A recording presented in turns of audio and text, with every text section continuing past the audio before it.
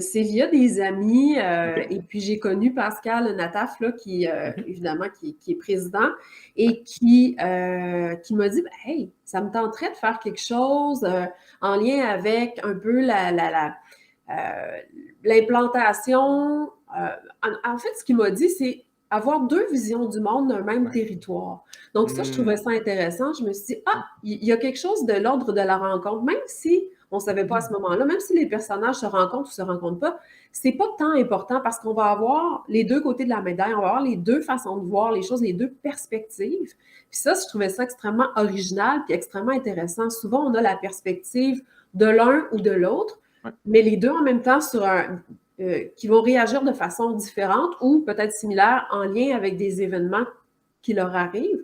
Je trouvais ça vraiment intéressant. Puis, Ouais. on a décidé de planter ça quand même dans une espèce de modèle historique existant. C'est-à-dire qu'on n'a pas fait n'importe quoi. C'est une fiction, Ouais. mais c'est toutes des choses qui se peuvent. Évidemment, les personnages, on a une fille on a une fille du roi, on a un fils de marchand Inou, donc qui retourne sur le territoire. Puis tout ça se peut à l'époque Mhm. à laquelle se passe le jeu vidéo. Ouais.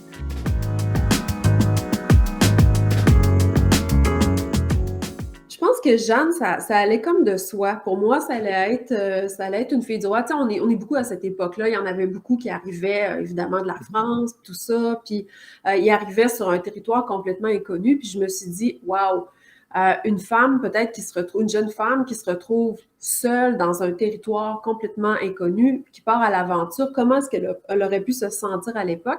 Puis, j'avais vraiment envie d'avoir un protagoniste femme et un autre homme.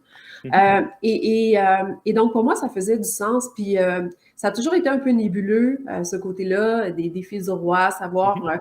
bon, comment est-ce qu'elles ont vécu les choses. Ça reste que ce qu'on a entendu, je trouve que c'est par rapport aux recherches que j'ai faites, c'était beaucoup de l'ordre du folklore. C'était beaucoup des histoires qui n'était pas vraiment réel finalement quand on fait des recherches. Alors, ça Ouais. m'a tenté c'est mon petit côté ethnologue, de venir un peu recadrer ça, mais tout en restant réaliste, bien sûr. Et Maïkan, ben évidemment, ça se passe dans les années 1660, 1665. Donc, à l'époque, il y avait déjà beaucoup, beaucoup de traites de fourrure. Donc, Mhm. Maïkan, c'est le fils d'une famille de marchands. Et puis, donc, il se retrouve, il est à Québec, il a comme perdu un peu le lien avec son territoire originel. Et là, il va se passer une situation qui va faire en sorte que il va vouloir retourner vers son peuple originel, vers les territoires Inuits. Donc, c'est quand même ça aussi, c'est une quête. Donc, les Mhm. deux ont une quête dans une certaine Ouais. forme, mais différente quand même, mais Mhm. intéressante. Je trouvais que le narratif, là, il y avait quelque chose à développer en lien avec ça.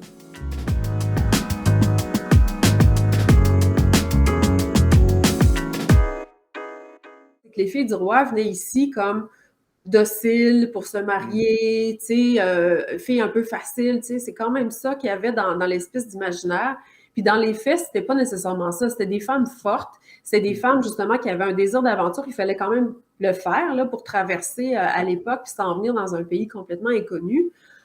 Donc il y avait une, tu sais, c'était pas c'était pas des femmes naïves, en fait, c'est ça. C'est Mhm. surtout ça que j'ai trouvé. C'est des femmes qui avaient quand même, oui, il y avait une certaine naïveté parce qu'on ne sait pas ce qu'il allait avoir en bout de ligne, mais c'est des femmes qui avaient pleine conscience, tu sais, que Ouais. ça allait être difficile.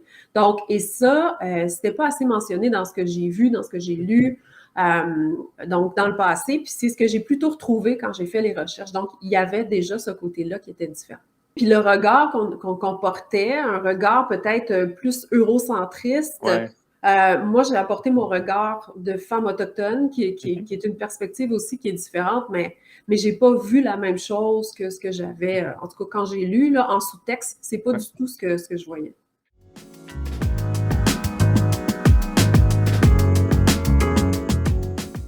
C'est difficile de choisir une version, tu sais, parce qu'il y Mhm. en a peut-être comme 10 Ouais. versions différentes. Fait que, dépendamment à qui va regarder ça, il va dire, ah, c'est pas tout à fait ça. Puis un autre va dire, ah oui, c'est vraiment ce que j'ai entendu. Fait que ça, c'est sûr que c'est pas nécessairement évident. Fait que moi, pour essayer de respecter, je vous ai dit que le respect était quand même important. J'ai pas voulu qu'on le représente de façon très spécifique. Pour moi, c'était important que ça reste un peu flou, un peu OK. vague, justement pour que tout le monde s'y retrouve. Donc, ça a été une Mhm. façon que j'ai trouvée pour pour respecter tout le monde, mais c'est évident qu'il y a des histoires comme celle-là qui sont vraiment variées. Et le défi, il est là, c'est d'essayer de faire en sorte que tout le monde s'y retrouve et pas à la fois. Tu sais, c'est quand même particulier, il faut qu'il y ait une espèce d'équilibre, une espèce de nuance pour que tout le monde puisse au moins être respecté dans leurs croyances. Ça, c'est pas simple.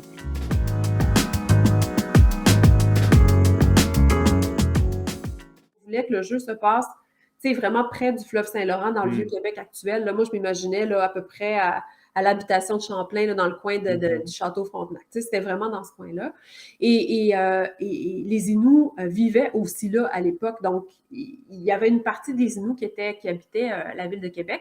Donc, pour moi, c'est ça, il était alentour du territoire de la ville de Québec. Donc, pour moi, ça faisait juste du sens que ça soit ça.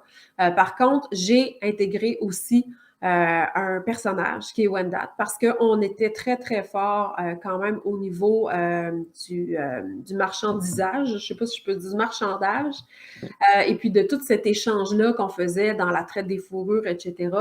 Même si en 1665, on était un petit peu plus affaibli à cause des épidémies, à cause des guerres, à cause de la famine, puis on s'était amené vers, une partie de notre peuple, en tout cas, s'était amené vers Québec avec les Jésuites. On avait quand même toute cette expérience-là du troc, de tout ce marchandage, justement, qui se faisait à l'époque. Puis j'ai voulu, justement, avoir un des personnages qui était peut-être un peu plus âgé, puis il savait comment ça fonctionnait. Donc, pour moi, les territoires, c'est pas nécessairement « oh, là, ça s'arrête, c'est les Inuits, puis là, c'est les Wendat, puis là, c'est les Cris ». Je le vois pas comme ça, surtout pas en 1665. Il y avait énormément de voyages qui se faisaient pour la chasse, pour le troc, tu sais, pour toutes sortes de raisons, pour le commerce aussi. On avait des routes de commerce bien avant que les Français ou les Anglais arrivent.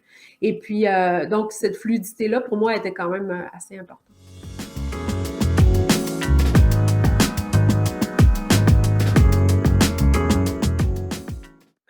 Parce que moi, je trouve que trop souvent, quand on parle de la fondation du Canada ou, tu sais, des premiers, tu sais, le territoire ici n'a pas commencé à exister avec l'arrivée des Français puis l'arrivée des Anglais. Il y avait des gens avant ici, puis je trouve qu'on n'en parle pas assez.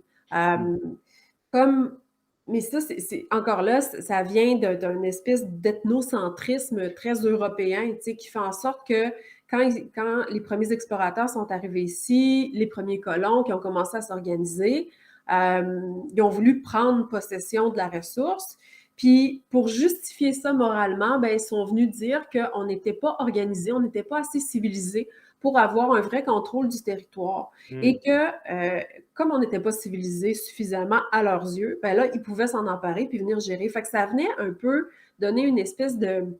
je sais pas comment expliquer ça, là, mais moralement, ça venait justifier là, ce qui se faisait au niveau de la prise des territoires, alors qu'il y avait des gens qui vivaient ici avant, qui avaient des histoires à raconter, puis on n'était pas niaiseux, on était structuré autrement, on faisait les choses autrement.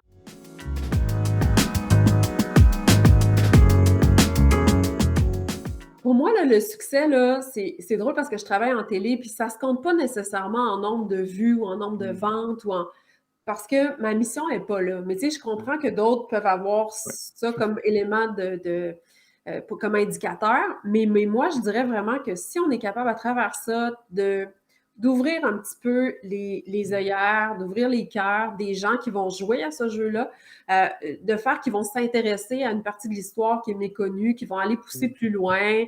Par exemple, ça peut être sur certains rites, sur la spiritualité, sur la vision du monde des Autochtones, qui vont vouloir en savoir plus sur les filles du roi, justement, ce que je disais tout à l'heure, la place des femmes dans toute cette colonisation-là. Ben pour moi, là, c'est vraiment ça qui va être intéressant. Les jeunes ou les adultes qui vont jouer, donc qui vont pousser un petit peu leur curiosité, puis qui vont peut-être voir les choses différemment puis autrement, puis ça va venir teinter leurs actions futures, leurs actions actuelles aussi, puis leurs interactions qu'ils peuvent avoir, entre autres, avec les Autochtones, ben pour moi, ça sera gagnant.